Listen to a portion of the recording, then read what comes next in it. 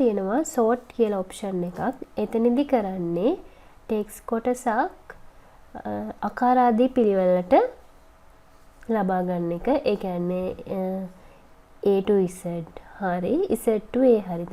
උදාහරණයක් විදිහට අපි හිතමු මෙන්න මේ text කොටස අපිට අවශ්‍යයි ආකාරාදී පිළිවෙලට sort කරගන්න.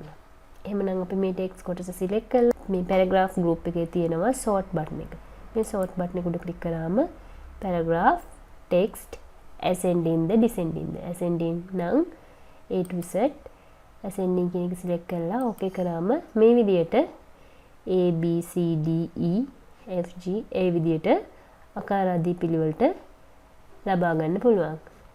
descending Z to A විදියට අවශ්‍ය නම් අපිට paragraph text descending කියන එක select කරාම මේ විදියට Z to A පිළිවෙලටත් ලබා ගන්න පුළුවන්. sort paragraph ascending okay